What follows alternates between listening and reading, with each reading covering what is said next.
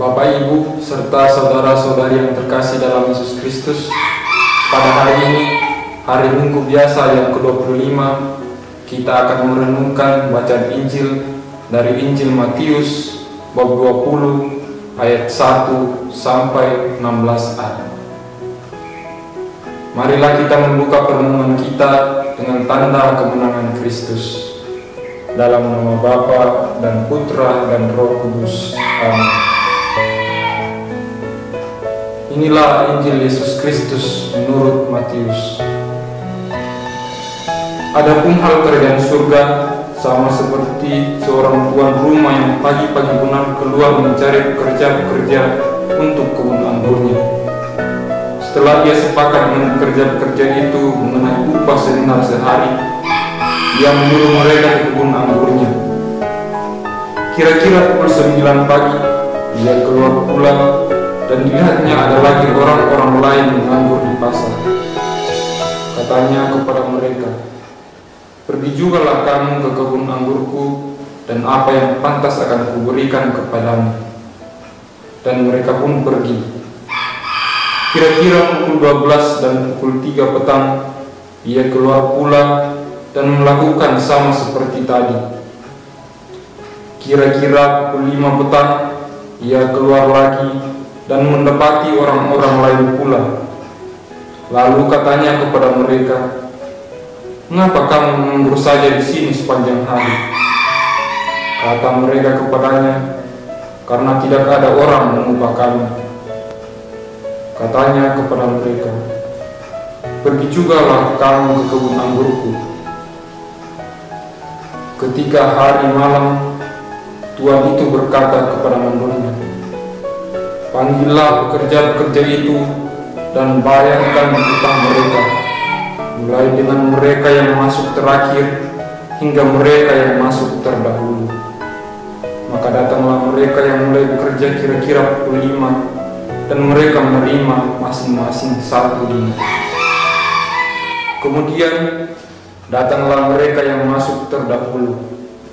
Sangkanya akan mendapat lebih banyak, tetapi mereka pun menerima masing-masing 1 dinar juga. Ketika mereka menerimanya, mereka bersungut-sungut kepada tuan itu, katanya, "Mereka yang masuk terakhir ini hanya bekerja 1 jam, dan engkau menyamakan mereka dengan kami yang sehari suntuk bekerja berat dan menanggung panas terik matahari." Tetapi tuan itu menjawab seorang dari mereka, "Saudara, aku tidak berlaku tidak adil terhadap engkau. Bukankah kita telah sepakat sedinar sehari? Ambillah bagianmu dan pergi.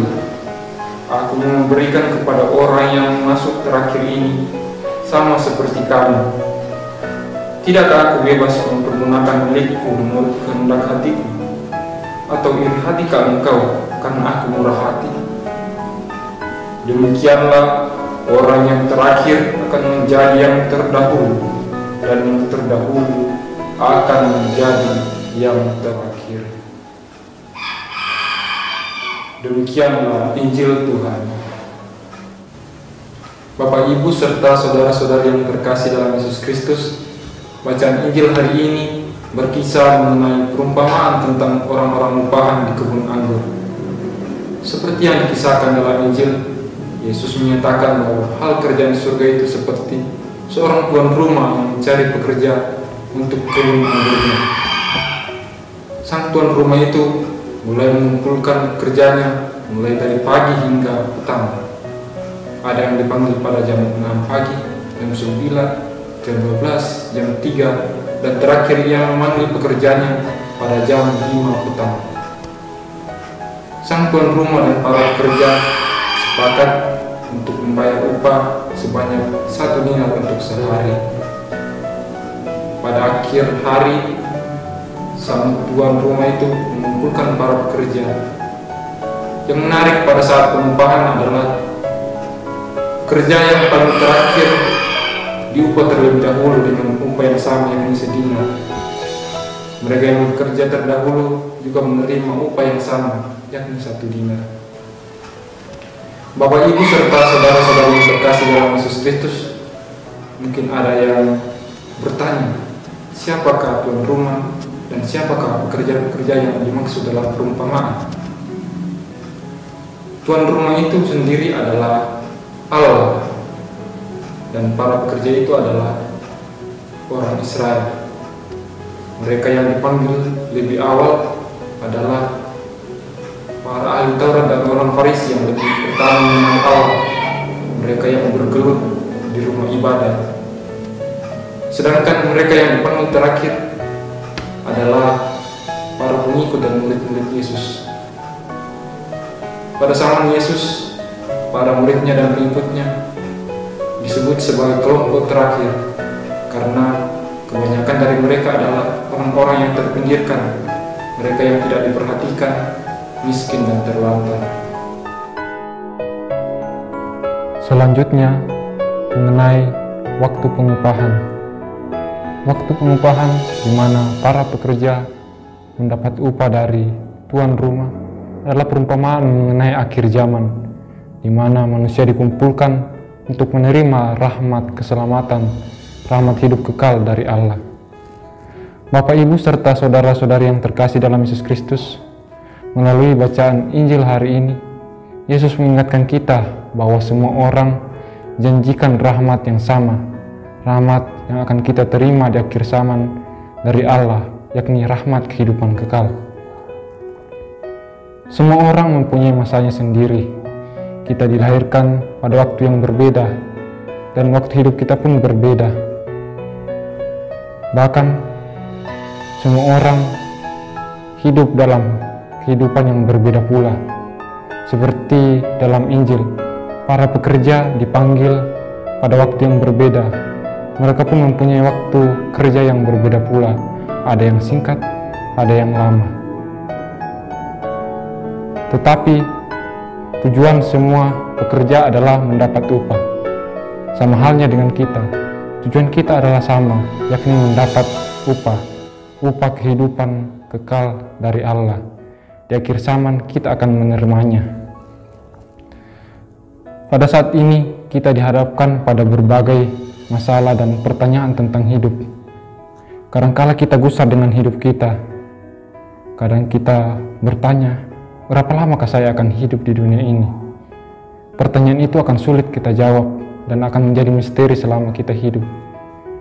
Yang bisa kita jawab saat ini adalah bagaimana kita mengisi waktu yang diberikan Tuhan, bagaimana kita menggunakannya untuk kehidupan kita dan kehidupan orang lain.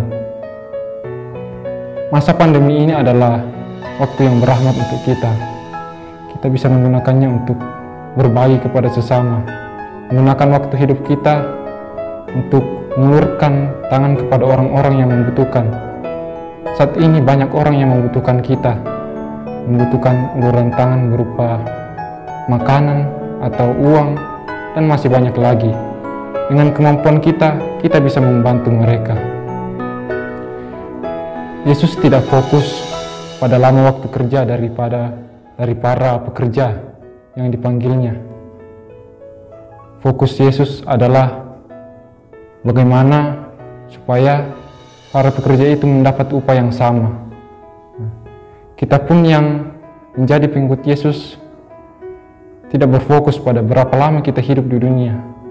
Yang terpenting bagi kita adalah bagaimana kita mengisi waktu hidup kita di dunia ini untuk mendapat hidup yang kekal. Pada akhir zaman, kita bersama-sama akan mendapat rahmat keselamatan yang sama, yakni rahmat kehidupan kekal.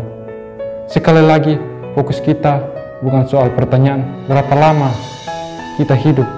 Yang terpenting adalah usaha kita menjalani, mengubah hidup dengan baik agar kita layak mendapat rahmat kehidupan kekal di akhir zaman. Semoga demikian. Amin. Marilah kita mengakhiri permenungan kita pada hari ini dengan tanda kemenangan Kristus. Dalam nama Bapa dan Putra dan Roh Kudus. Amin.